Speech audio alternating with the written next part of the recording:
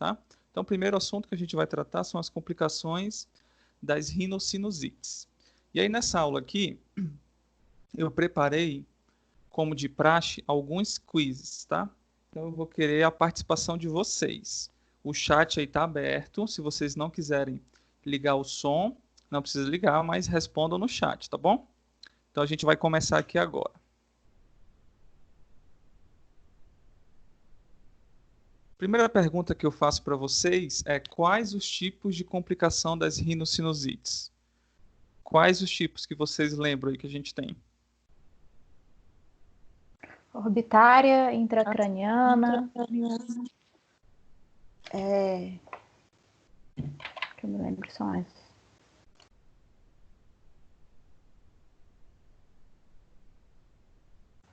Complicação legal, óssea. gente, a gente liga o microfone de vocês. Todo mundo aqui se conhece, ninguém precisa ter vergonha de nada, não. Vamos lá. Liga aí o microfone e vamos falando. Os tipos de complicação das rinossinusites.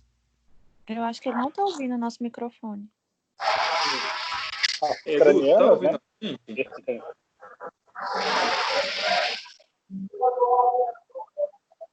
Complicação óssea também, né?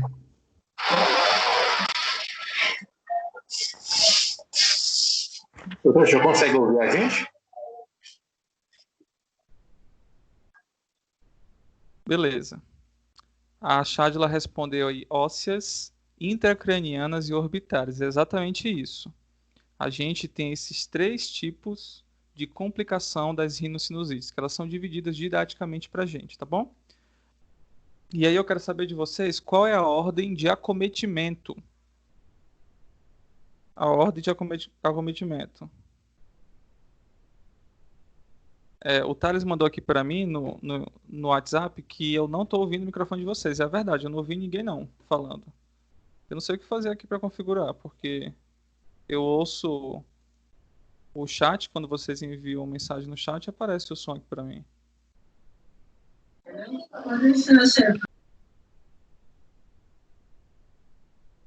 Desativar a música.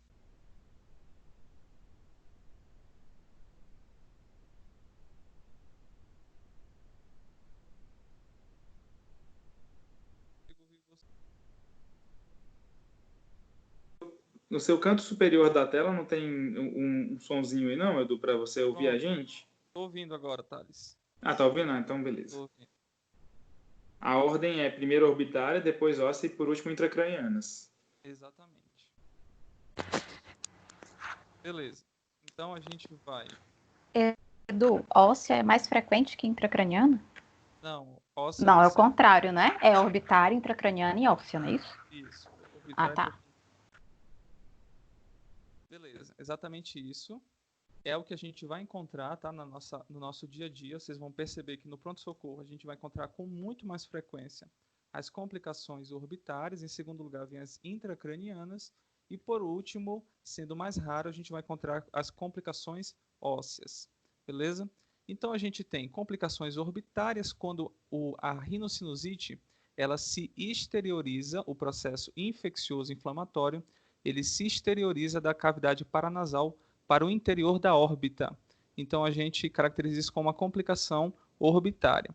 Quando ela passa para a região intracraniana, ou seja, dentro do crânio, no interior do cérebro, na região do encéfalo, a gente vai caracterizar ela como complicação intracraniana. E a óssea é quando a gente tem um acometimento do osso que reveste o seio paranasal. Basicamente, quando a gente fala de complicação óssea, a gente está falando apenas da complicação do osso frontal, tá? A gente não tem, ou então é muito raro o acometimento ósseo do seio maxilar, do osso maxilar, do osso etimoidal, esfenoidal e assim por diante. As orbitárias elas são mais comuns, né? Elas representam 70% das complicações.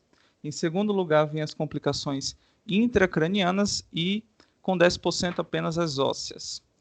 Em relação aos agentes etiológicos, a gente tem basicamente aqueles agentes que já fazem as rinossinusites agudas, né? Como o pneumococo, Staphylococcus aureus, Haemophilus influenza, tá? E também a gente acrescenta aí os anaeróbios. Então, quando a gente tem complicações das rinossinusites, os anaeróbios começam a aparecer. Próximo quiz, próxima pergunta para vocês é: o uso de antibiótico na rinocinusite aguda previne a ocorrência de complicações, sim ou não? Não. Não. Não. Diminui a morbidade, né? E a mortalidade.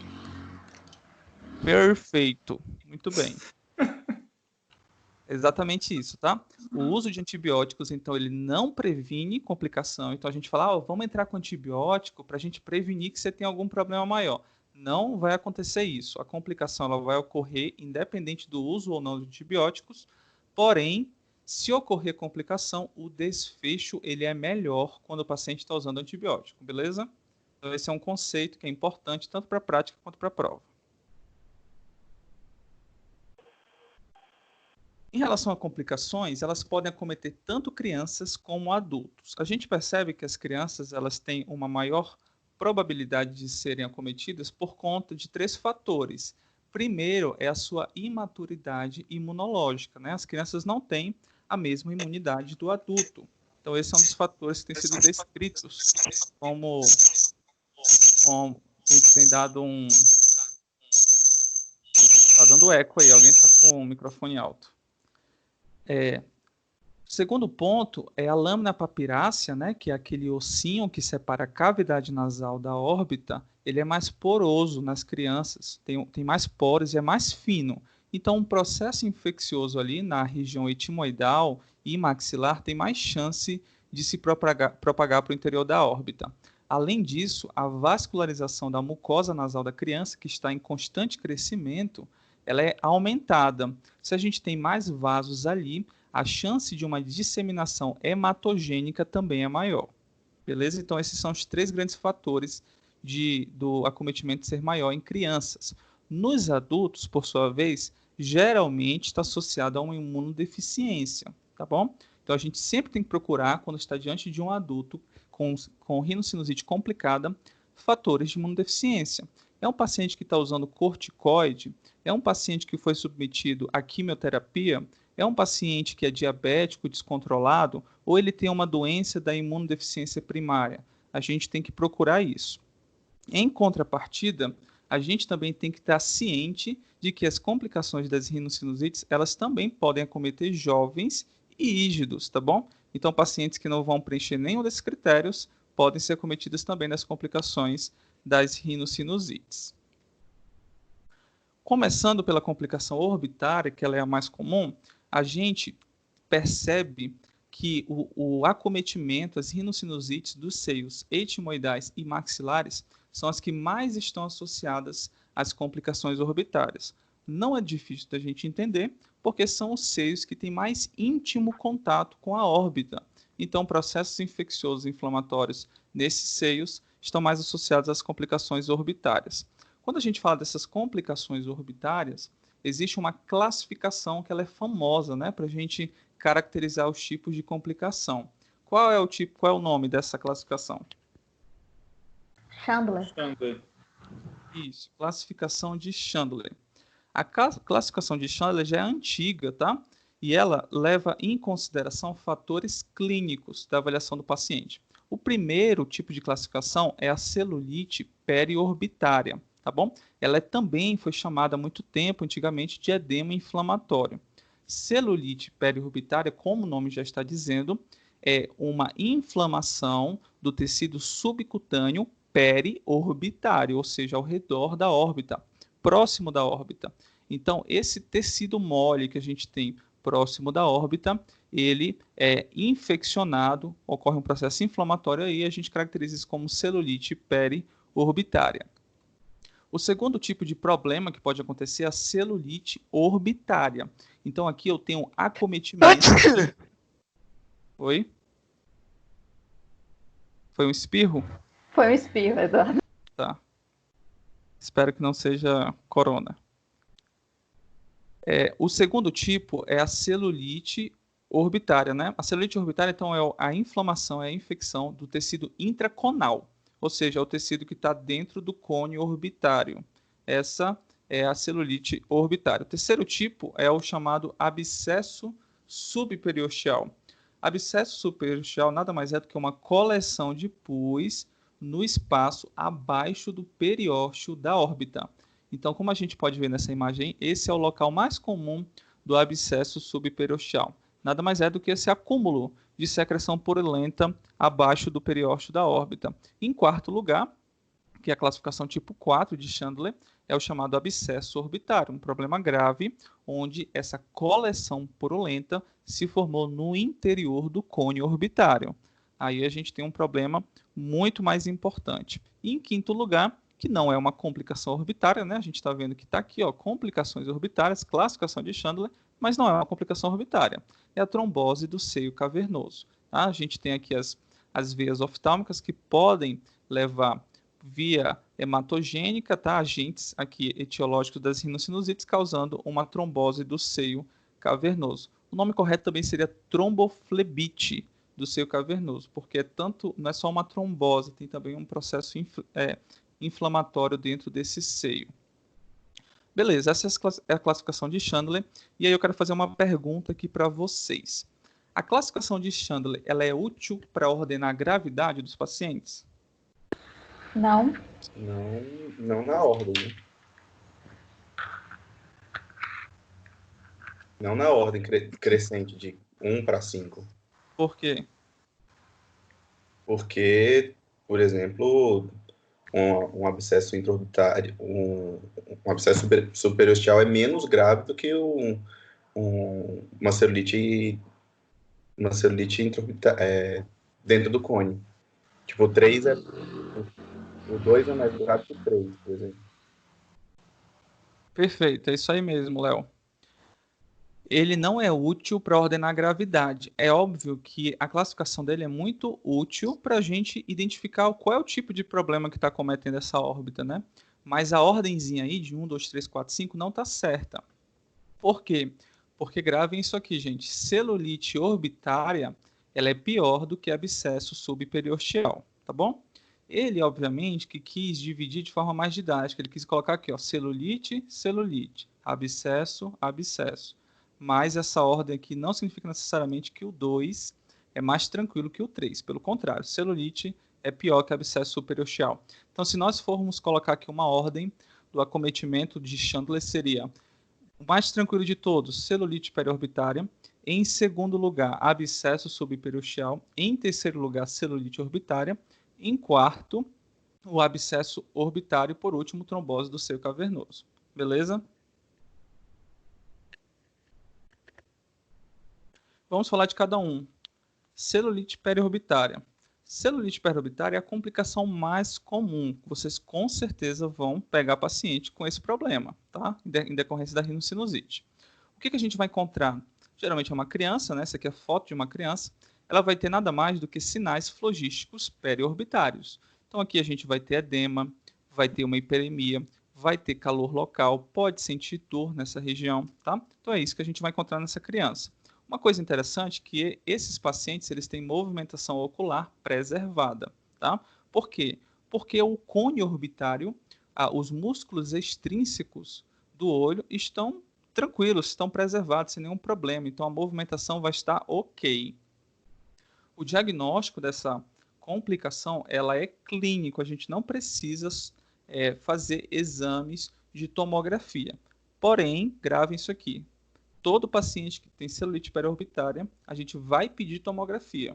Mas como assim, se o diagnóstico é clínico? Por que eu vou pedir tomografia? Quem sabe me responder isso? Porque você precisa investigar se tem alguma outra coisa concomitante. Exatamente.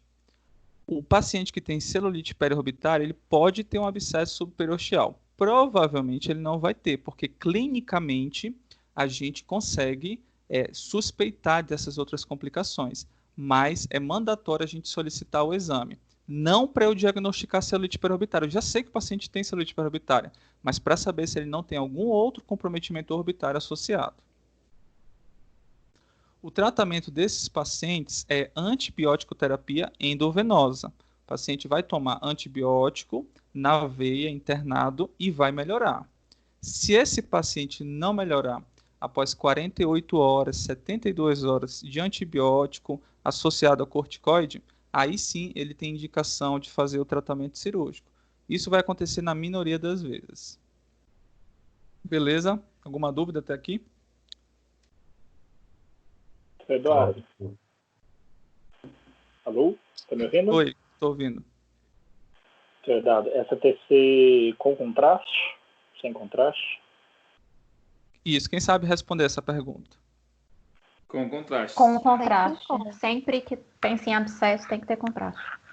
Se você não for do oftalmo, é sempre com contraste. Exatamente. Toda suspeita, Ok, obrigado. toda suspeita de complicação, tá? Rinocinusite complicada é igual a tomografia de nariz e seios paranasais ou de face, que é a mesma coisa, com contraste associada à tomografia de crânio, tá? A gente quase não pede tomografia de crânio, mas os livros e os guidelines indicam suspeita de complicação de rinocinusite pedir tomografia de face e de crânio com contraste. Perguntinha para vocês. Qual a causa mais comum de celulite periorbitária? Infecção de pele? Infecção de pele pelo quê? Acho. É o bicho? Tráfilo Tá, epidermoide? Não, mas você quer saber, não a gente, né? Você quer saber o que que Isso. deu a celulite periorbitária. Isso, exato, exato. Trófilo, você fala? Picado de inseto? Isso, tudo bem. Opa. O que eu quero que vocês respondam é: sinusite é a causa mais comum de celulite periorbitária? Não. Não. Não. Isso é importante a gente saber. Isso é importante a gente saber porque a gente fica viciado, né? De tanto a gente ver só chegar a celulite periorbitária para a gente porque o paciente está com sinusite, né? Obviamente, por conta da nossa especialidade, a gente imagina que a celulite periorbitária, a causa mais comum é sinusite, e não é a realidade. A maioria das vezes, uma porcentagem bem alta é causada por picadas de inseto e traumas locais, tá bom? Então, arranhões, pequenas feridas na região periorbitária são as causas mais comuns de celulite periorbitária, não é a rinocinusite. Beleza, outro problema que a gente tem é o tipo 2 aí de Chandler, a celulite orbitária, que a gente já tem um problema mais importante. A gente vai encontrar o paciente aí desse jeito, ó. Ele vai ter uma hiperemia conjuntival, aqui já tem um edema, né, dessa conjuntiva. Olha como é que ela fica exteriorizada aqui por conta desse edema. O paciente vai ter uma proptose, ou seja, o seu olho vai vir mais para frente, vai se anteriorizar, e ele vai ter essa quemose. Quemose nada mais é do que esse edema aqui exagerado dessa região orbitária. E o paciente, consequentemente, vai ter uma movimentação ocular diminuída. É só a gente entender que a região intraconal, ou seja, os tecidos no interior da órbita desse paciente, estão inflamados. Então, os músculos não vão funcionar corretamente, então ele vai ter uma movimentação ocular diminuída. O diagnóstico desse paciente é feito com tomografia. O que a gente vai encontrar na tomografia desse paciente aqui são sinais de sinusopatia. Então, a gente tem aqui esse corte axial, janela para osso, né? A gente está vendo aqui, ó, um velamento de algumas células do etimoide, principalmente aqui do lado esquerdo do paciente. E a gente tem aqui também, ó, um borramento desse tecido intraconal. Perceba a diferença desse olho para esse. Esse aqui é o que está cometido, tá? Esqueçam essas setinhas pretas. O problema está aqui, ó, borramento nesse tecido aqui intraconal. Essa é a imagem característica de uma celulite orbitária. O paciente com celulite orbitária, ele é tratado com antibiótico terapia endovenosa. É o mesmo princípio da celulite periorbitária. Aqui a gente vai tratar com antibiótico otimizado, vai usar corticoide nesse paciente e ele tem que melhorar entre 48 e 72 horas. Não houve melhora, ele tem indicação de cirurgia endoscópica nasal. Edu, não é esse caso, mesmo nesses casos a gente então não indica cirurgia de começo? Não tem essa indicação de cirurgia de início, a não ser que o paciente tenha uma condição, quem sabe?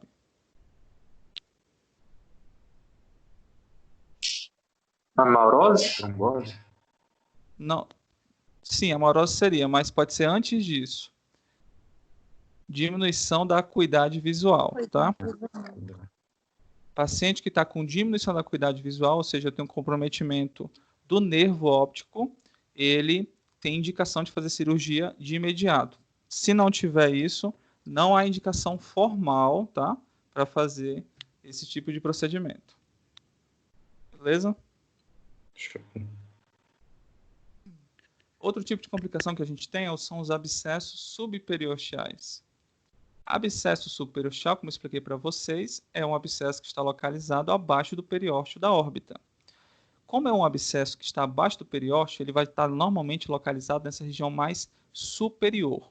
Então, o paciente ele vai ter um deslocamento do olho, por conta do abscesso estar aqui, ele desloca o olho para inferior e anterior, tá bom? A gente vai ver na tomografia e entender melhor. Então, por deslocar o olho, ele vai ter proptose. Por deslocar o olho, não vai movimentar corretamente, tá? E a gente encontra isso aqui na tomografia. Sinais de sinusopatia mais imagem elíptica com hipodensidade e captação periférica pelo contraste. Então, eu tenho aqui uma imagem típica de abscesso nessa região, geralmente aqui, ó, superior, tá? Superior e medial da órbita. Por estar aqui em cima, a maioria das vezes esse abscesso vai estar aqui, ele vai deslocar o olho para frente, para baixo e para o lado, beleza? Esse é o típico do paciente com abscesso subperiosteal. Eu tenho um abscesso, eu tenho que drenar esse abscesso, tá? Muitas das vezes o abscesso ele pode estar aqui, ó, também já próximo, pós-septal. A gente vai entender o que é isso. Ele pode estar aqui, ó, fora do septo orbitário também.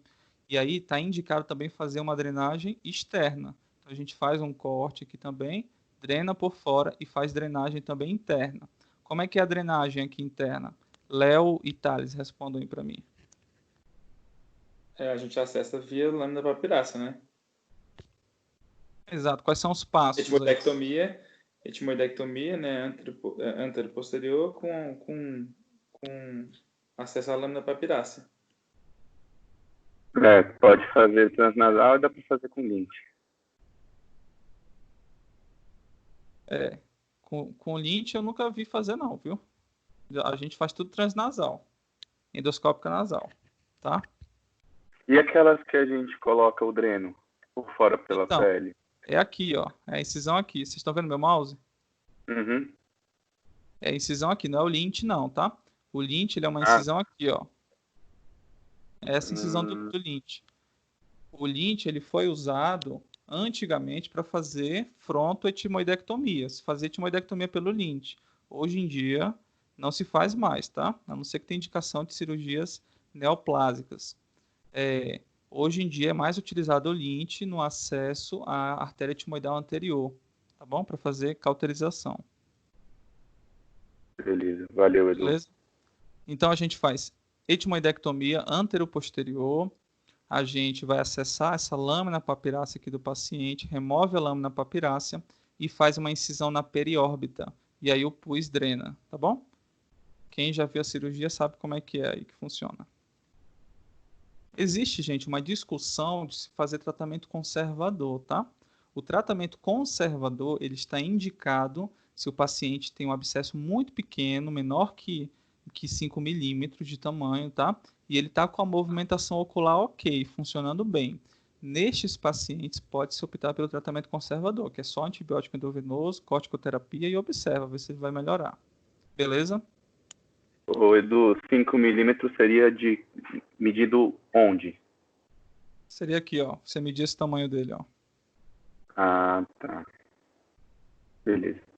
Maior diâmetro. Se algumas das dimensões, isso, maior diâmetro, se algumas das dimensões ultrapassar 5 milímetros, ele já não está nesse critério. Show, fechou, valeu. E aí a gente comentou aqui sobre septo orbitário, pós-septal, pré-septal, periórbita. O que é isso? Quem sabe me responder? O septo orbitário é um tecido conjuntivo um pouco mais denso que fica ali bem ali na transição entre o globo ocular mesmo e o rebordo ósseo da órbita. E a periórbita? Acho que a periórbita é como se fosse a porção ali que envolve a porção óssea mesmo, não?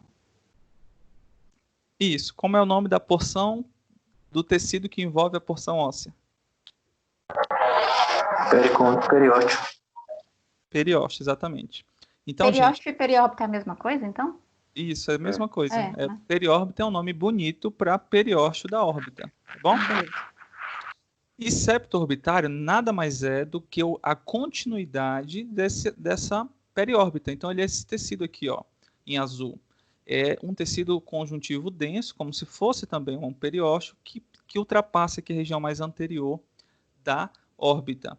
Então, a gente utiliza esse septo orbitário para classificar alguns acometimentos. Então, a gente tem os acometimentos pós-septais, ou seja, ultrapassaram o septo orbitário, ou seja, são problemas no interior do cone orbitário, e a gente tem problemas pré-septais, que são aquelas, por exemplo, aquele abscesso. Quando a gente fala de abscesso pré-septal, é aquele abscesso que dá aqui na pálpebra do paciente. Não ultrapassou o septo orbitário, está aqui fora. A gente drena só com uma drenagem externa numa boa, tá bom? Então esse é chamado abscesso abscesso pré-septal. Conseguiram entender? Consegui. A gente também não classifica quando a localização da doença está externa ou interna à musculatura ocular? Ou seria só realmente a periódica? Não sei que classificação é essa. Não sei que classificação é essa, Léo. Então, beleza. Valeu. Então, deve ter viagem. Depois tu me manda aí. Talvez exista, né? Deve ter. Não é uma classificação de nome. É por causa da gravidade. Porque eu já vi em discussões, eu não li em lugar nenhum, mas nas discussões no PS, o pessoal falando, não, aqui passou da musculatura, dá para ver que o reto medial, o reto lateral, quando está olhando no axial, então está fora da musculatura, então não é grave, está dentro da musculatura. O pessoal usando a musculatura como parâmetro, e não necessariamente periósteo, entendeu? Mas Entendi. isso foi em discussão. Eu desconheço a classificação. De qualquer forma, se existe, talvez até exista também, tem várias aí. A mais utilizada no mundo, a mais conceituada é essa de Chandler, tá? Que é o que vão cobrar de vocês nas provas também, e para a vida, se vocês aprenderem, vocês vão desenrolar todos os casos aí. Então a gente tem pós-septal aqui dentro e pré-septal fora. Posso fazer uma pergunta rapidão? Abscesso subperiosteal, ele pode ser pré e pode ser pós-septal? O abscesso subperiosteal, ele é sempre pré? Não. O subperiosteal, ele é sempre pós. Acontece que, às vezes, ele está associado a um pré-septal também. Ah, tá. Entendi. Entenderam? Entendi. Tem paciente que tem... Olha lá, eu vou falar aqui. Ó. Tem paciente que tem só abscesso pré-septal, fica só aqui em cima, não tem nada dentro. Tem paciente que tem só pós-septal, não tem nada fora. Tem paciente que tem pós e pré. Tá? Celulite periorbitária, ela é também chamada de celulite pré-septal. Porque ela só fica aqui fora. É um outro nome que a gente pode dar. Beleza? Brilho. Entendi. Obrigada. Próximo, e um dos mais graves, é só olhar para esse olho aqui, todo mundo se assusta, né? Abscesso orbitário. O abscesso orbitário é a complicação mais grave, né, da órbita. O paciente tem proptose, tem quemose, ele obviamente tem diminuição da acuidade visual, tem diminuição da movimentação ocular e a gente faz o diagnóstico com tomografia. Como é que é o diagnóstico? É igualzinho ao abscesso subperiosteal, sendo que a gente vai encontrar o abscesso dentro do cone orbitário. Então a gente vai encontrar uma imagem hipodensa com captação periférica pelo contraste dentro do cone orbitário. Esse aqui é um abscesso grave. O processo inflamatório aqui tem grande chance de acometer nervo facial e esse paciente ter amaurose, tá bom? Então, o diagnóstico ele tem indicação de se fazer cirurgia endoscópica nasal, mais tratamento com antibióticos endovenosos. Lembrando que nesse tipo de cirurgia a gente tem que identificar onde está o abscesso e fazer a drenagem dele. Geralmente ele está mais posterior aqui, tá? Então, o tratamento cirúrgico se torna mais difícil. Por que tratamentos cirúrgicos aqui posteriores são mais difíceis? Pelas estruturas novas que tem atrás. Eu não entendi. Pela presença das estruturas novas. E pela Eu não entendi foi nada. Eu não sei se eu estou ouvindo minha voz, tinha alguém falando. Acho que pela profundidade do acesso e pelas estruturas novas que tem ao redor.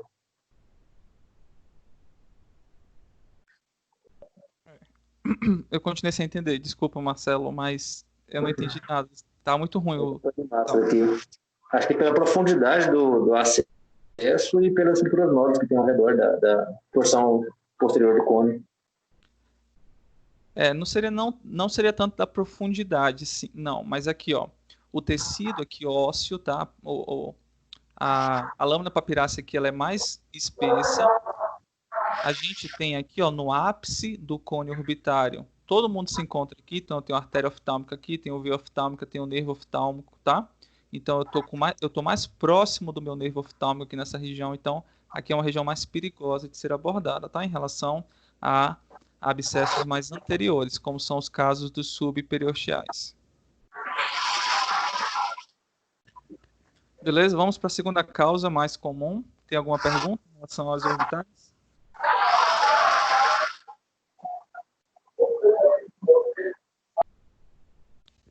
Beleza, então vamos seguir em frente. Complicações intracranianas, elas geralmente estão associadas aos seios etimoidais e frontais acometidos. Por quê? Porque seio etimoidal está próximo à base de crânio anterior. Seio frontal também está próximo à base de crânio anterior. Então, a gente tem esses seios normalmente associados. A complicação intracraniana mais comum é o abscesso subdural. O abscesso subdural, o paciente vai se manifestar com sinais meníngeos, tá bom? Então, rigidez de nuca, né? Aqueles sinais lá de Brudzinski, Kernin. O paciente ele vai queixar de cefaleia, o que é um sintoma que geralmente está associado à sinusite, a gente pode não valorizar, né? Só que é um paciente que está mais toxêmico, ele está muito para baixo, ele está muito ruim. E ele tem uma febre que não está melhorando com nada. Então, esse é o paciente que vai ter o abscesso subdural.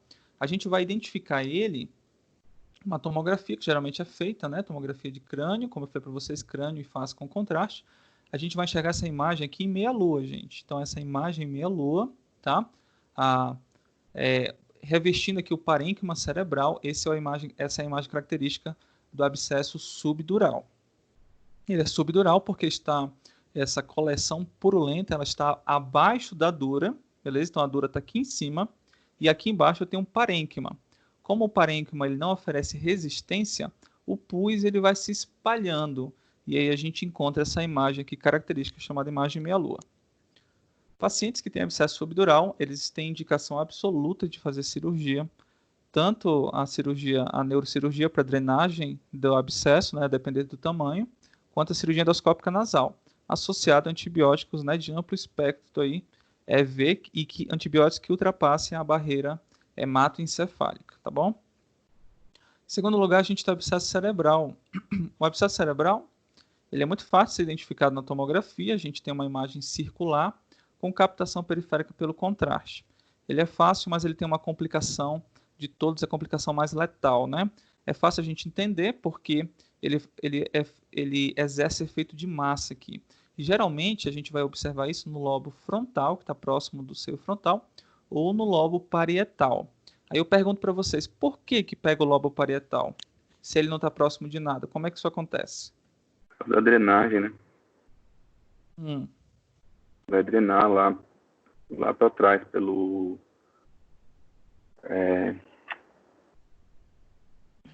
Ai, caralho. O sigmoide, né, é o principal.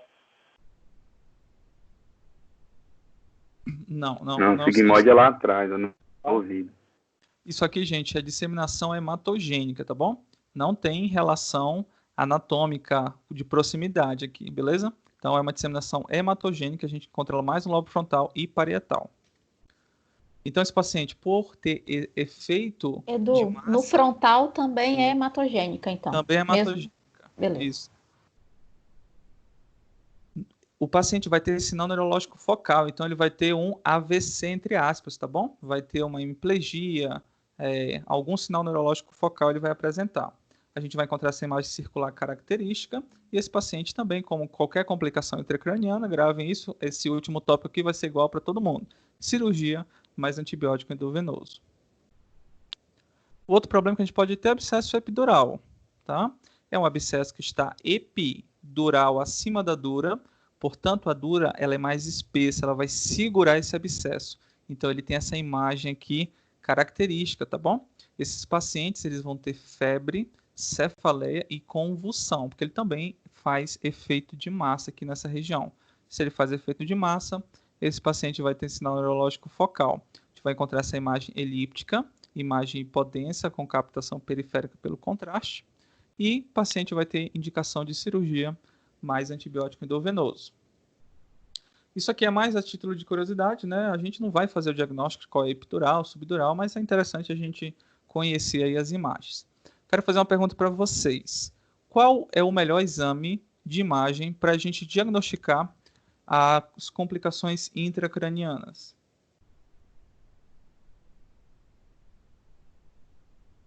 Ressonância? Com contraste? Ressonância magnética. Exatamente, tá? Acometimentos intracranianos são melhores visualizados por ressonância magnética, com contraste, tá bom? Por que eu só mostrei tomografia? Porque é o exame mais realizado. O paciente ele vai ter sinusite, vai pedir para ele uma tomografia de face, crânio com contraste. A gente consegue identificar essas complicações intracranianas. Porém, saibamos que a ressonância magnética é o exame que tem muito mais sensibilidade, nos mostra muito mais detalhes dos acometimentos do parênquima cerebral. Por último, a gente tem a meningite, né, que é o clássico, cefaleia e febre, sinais menígeos, né, a gente vai, no exame de líquor, vai encontrar a bactéria, a glicose vai estar diminuída por conta do consumo dessas bactérias, e a gente vai ter um aumento das proteínas em decorrência do aumento das imunoglobulinas, né, nessa região. Aí o tratamento vai ser com antibióticos endovenosos e cirurgia.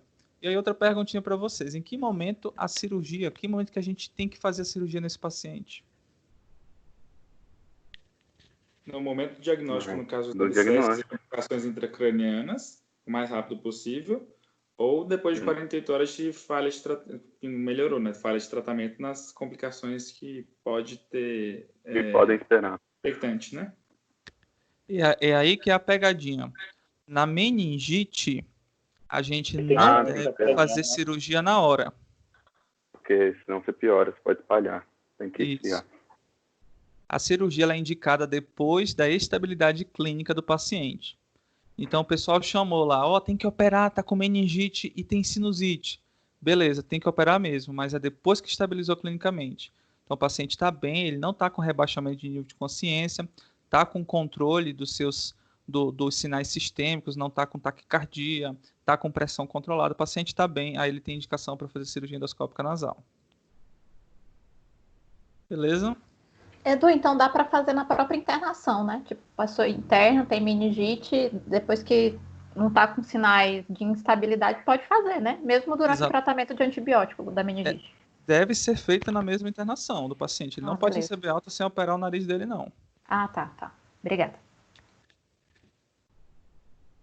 Por último, nossa última complicação são as complicações ósseas. Como eu expliquei para vocês no início, ela está associada ao seio frontal. E aí a gente tem uma doença característica desse seio frontal, quando a gente tem essa complicação óssea. Como é o nome? Mucoside? O tumor de Pote. Mal de Pote. Isso, tumor de Pote. Muito bem. Então, o tumor de Pote, ele nada mais é do que uma osteomielite. O processo infeccioso inflamatório do interior do seio frontal se exteriorizou para o osso frontal, formando uma osteomielite. A gente vai ter aqui uma tumoração mole nessa região, tá? Ela é uma complicação rara. Vai acontecer aí, a gente vai pegar no pronto-socorro. Sempre aparece um caso ou um a cada 2 anos, tá? Então, tumor de Pote, a gente vai palpar isso daqui, vai ser meio mole, tá bom? Por conta dessa osteomielite. Se a gente fizer uma tomografia, a gente vai encontrar na tábua posterior uma falha óssea. Então, a gente tem aquela imagem lá, óssea na tábua anterior, e vai ter uma falha justamente naquela região, tá bom? Esses pacientes, eles têm que ser tratados com cirurgia. Como é um tratamento, como é uma doença do seio frontal, a gente precisa abrir o recesso do frontal desse paciente, tá? Porque ele só teve tumor de Pote, porque o seio frontal dele não está drenando. Acumulou tanta secreção lá que ela teve que se exteriorizar através do osso, tá bom? Então a gente precisa abrir o recesso frontal desse paciente e fazer um debridamento dessa região aqui que está com osteomielite, tirar tecido morto, tá bom? Tá cheio de osso necrosado aí, a gente tem que remover. Pode ser feito por via externa, que geralmente é o que é mais feito, tá bom?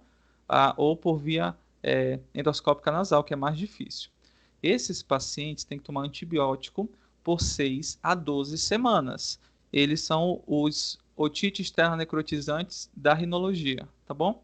Então, fica internado muito tempo, porém, ele pode se escalonar para um tratamento oral. Isso aqui não precisa necessariamente ser endovenoso, tá bom?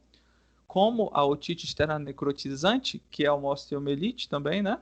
Esses pacientes podem ser acompanhados com a cintilografia. E aí, qual a melhor cintilografia para eu acompanhar a evolução desses pacientes? Com galho. Galho. Acompanhar galho. Isso. Então, tumor de Pote, a gente não precisa fazer cintilografia com tecnécio, como é feito na otite externa necrotizante, porque o diagnóstico é ver a tomografia, tocar essa falha no tapo anterior do seio frontal, eu vejo esse tumor mole e pronto, fecho o diagnóstico, não preciso fazer cintilografia nenhuma. Mas para acompanhar, como esse paciente operou, ele vai ter edema na mucosa do seio frontal, a região lá do osso que foi já necrosada pela osteomielite vai continuar aberta lá, então a gente não vai saber se a infecção continua ou não. Então, nesses casos, no acompanhamento, a cintilografia com galho ela é útil. Última pergunta, vocês têm alguma dúvida?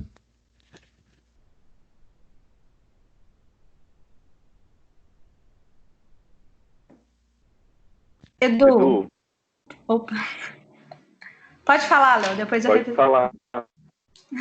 Não, a minha pergunta é simples, assim. Em relação à ordem de frequência, assim, das complicações intracranianas, eu tinha anotado, assim, quando eu estava estudando, que era, primeiro eu acho que tem um abscesso subdural, depois o abscesso cerebral, e depois a meningite. Então, você não falou meio que na ordem, né? A meningite, ela viria antes do abscesso epidural? Então, quando eu preparei essa aula, eu vi a meningite como o último lugar, mas eu posso confirmar isso, Shadila. A gente pode ver isso daí, tá? Porque sempre no tratado tá em terceiro, no tratado Tá em terceiro. novo, né? Então talvez é o eu que a tenha gente estuda. confundido. Pode ser, eu me baseei no tratado. Então pode ser. Dá dúvida isso aí, dá umas divergências quando tem umas questões sobre isso, mas não, então tá. Eu vou. Mas leve em consideração, eu me baseei no tratado. Eu posso ter trocado, então, ou o slide eu troquei aqui na hora, não sei. Mas eu me baseei no tratado e ele que é para vocês se basearem também. Tá bom, não, então tá. É isso. Léo, pergunta do Léo. Edu, na hora de fazer a cirurgia do frontal com mal de Pote, você fazer sempre um draft 3, uma coisa assim, se for para cirurgia endonasal ou não? Se tá aberto, é isso aí. O draft 3 ele tem algumas indicações, né? Geralmente ele é feito para você fazer um acesso maior ao seu frontal, então cirurgias oncológicas, ou então em pacientes com recidivas, que já foram operados do seio frontal, tem recidivas, principalmente doenças inflamatórias, onde a neosteogênese vai ser grande ali naquele recesso, o draft 3 pode ser indicado. No mal de Pote, um paciente que teve uma rinocinusite, complicou, nunca operou, uma cirurgia simples do recesso ali, um draft 2A ou até mesmo um 2B é o suficiente para a gente resolver o problema desse paciente.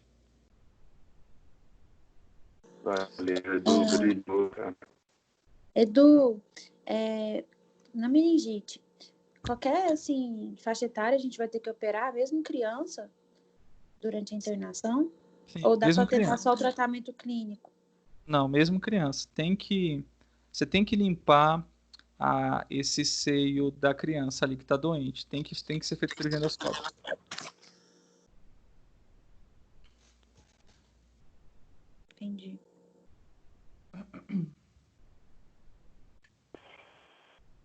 E Edu, ainda se tratando aí da meningite, mais questão logística, né? A gente que está aprendendo assim. A nossa discussão é sobre a rinocinusite e a meningite associada. Mas, por exemplo, essa internação interna com a gente, geralmente assim na otorrino, pela meningite, ou interna com a clínica, com neurologia, como que é, geralmente? Depende da nossa gente, pelo amor intenção. de Deus. Se a gente quer que o paciente morra, pode internar com a gente. Se não, caminha para outro. Não interna, tá, gente? Estou brincando assim, mas não interna. Tratamento conjunto, vai tratar a meningite lá, geralmente vai para um ambiente de intensivo, né? Vai tratar a meningite, estabilizou, a gente entra para operar esse paciente e depois ele vai de alta. Beleza. Edu, assim, eu sei que você falou tal, no livro manda operar, mas é porque, tipo, geralmente o paciente com meningite da entrada não vai ser pela gente, né? Vai ser pela clínica, pela neuro. No caso, criança vai lá togar amibe. E assim, pelo menos é que eu tô lembrando assim, do meu internato. Eu vi vários casos de meningite, assim, de criança no internato lá na Gamib, e assim, nenhuma operou. Então é porque tá errado mesmo, né? A causa era por conta de sinusite, não era por conta de otite, por exemplo. A indicação, gente, existem dois pensamentos quando a gente tem uma complicação de rinocinusite, complicação intracraniana principalmente, né? É o seguinte, uma é debelar o processo inflamatório que está causando um problema maior, que é a complicação. Eu sei que a origem daquele problema lá, do abscesso subdural, da meningite, é o seio paranasal infeccionado. Então, eu tenho que tratar desse jeito, tá? Esse é um ponto que a gente enxerga. O outro é evitar que esse paciente tenha novamente esse problema, que é um problema grave, que está botando em risco a vida dele. Então, a indicação cirúrgica, ela olha dessas duas óticas, entendeu? Então, sempre que a gente está diante de um problema grave, por isso que quando a gente tem celulite, quando a gente tem abscesso orbitário, abscesso subperiosteal, a gente tem que fazer cirurgia, porque não vai resolver e é um problema grave, a gente não pode deixar passar, entendeu? Então, esse é o princípio de se operar. Então, se não foi operado o paciente com meningite, é porque está errado. A indicação é ser feita cirurgia para ele. O próprio tratado fala que a drenagem dos seios é obrigatória, né? Dos seios acometidos e o tratamento se tiver coleção intracraniana, drenar também pela equipe da neurocirurgia. Exatamente.